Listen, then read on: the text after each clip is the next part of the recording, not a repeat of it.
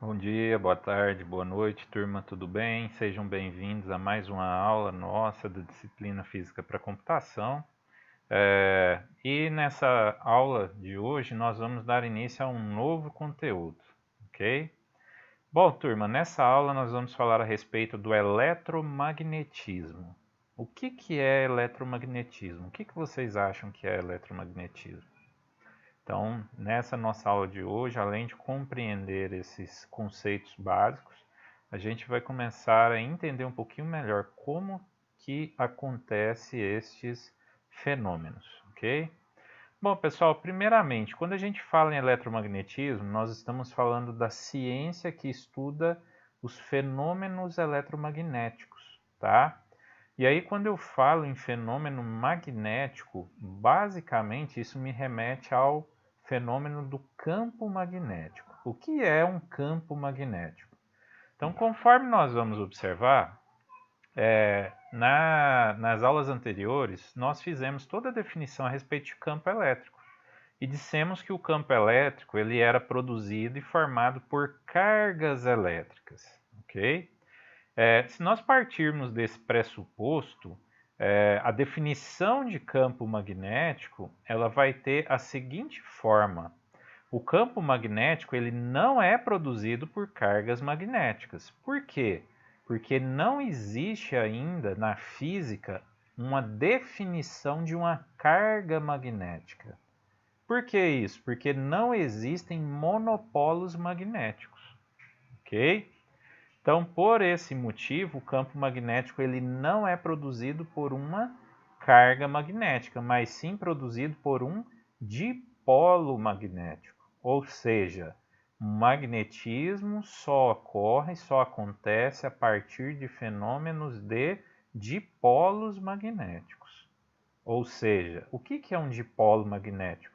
O dipolo magnético é um determinado material onde você tem a presença de duas cargas magnéticas, uma carga denominada norte e outra carga denominada sul.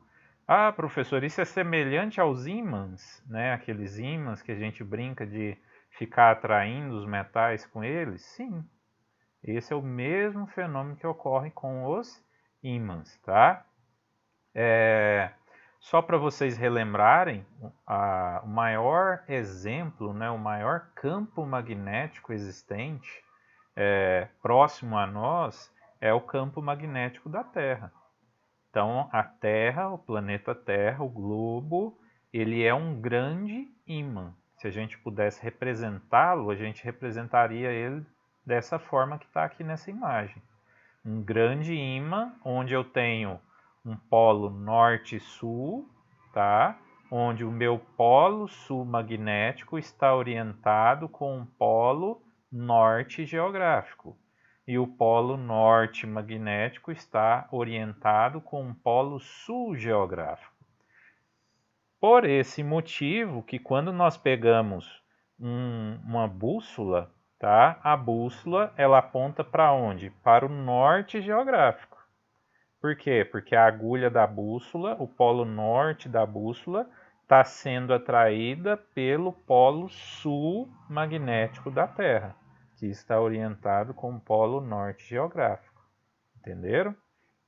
Bom, pessoal, esse polo norte e sul magnético, ele vai dar origem, portanto, a um grande campo magnético.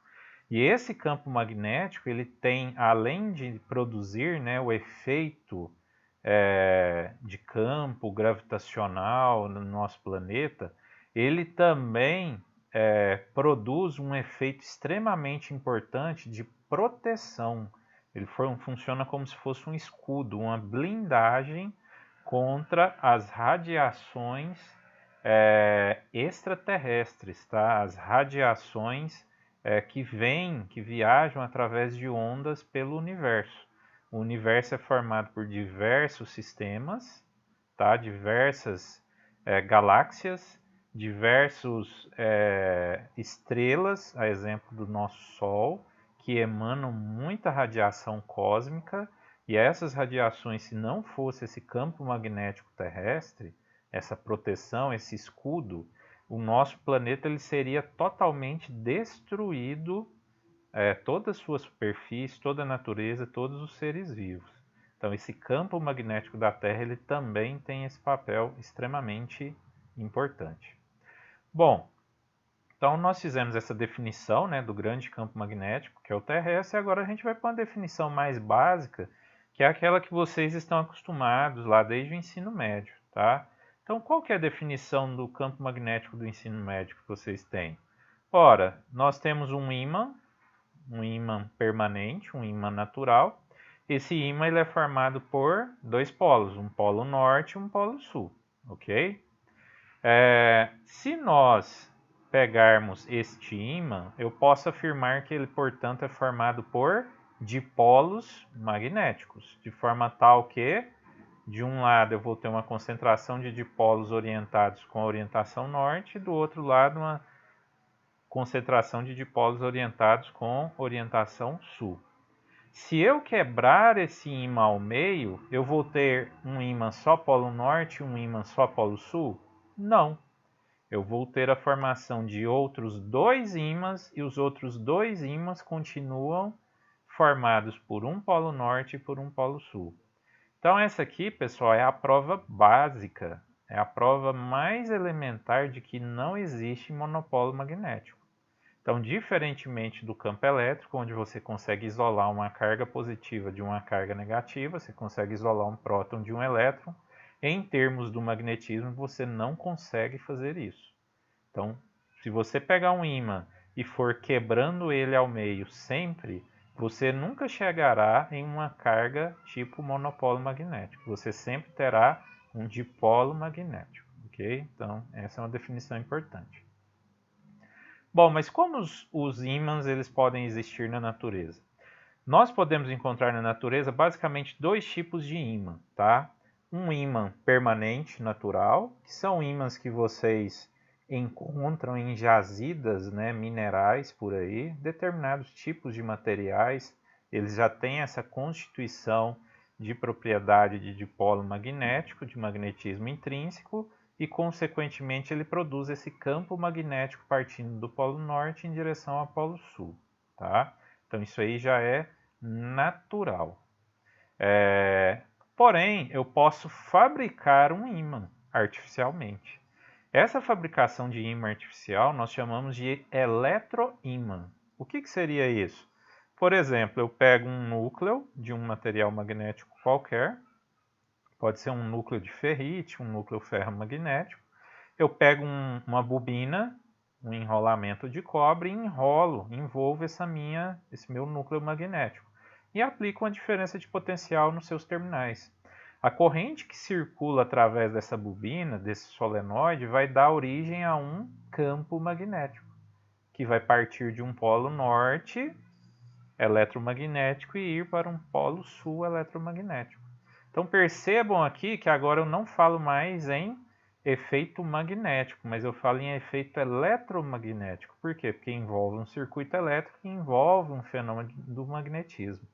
Então, o eletroímã, pessoal, é uma das primeiras provas de que existe correlação entre magnetismo e eletricidade, entre eletricidade e magnetismo. Mais adiante, nós vamos ver um pouco melhor esse entrelaçamento entre um conceito e outro, tá? Por hora, eu quero que vocês compreendam que vocês podem encontrar na natureza tanto o campo magnético produzido por ímãs naturais, quanto o campo magnético produzido por ímãs artificiais, no caso os eletroímãs, tá? Mas e aí, qual seria a definição do campo magnético? Essa definição eu vou passar para vocês no próximo bloco. Aguardo vocês lá. Até mais. Tchau, tchau.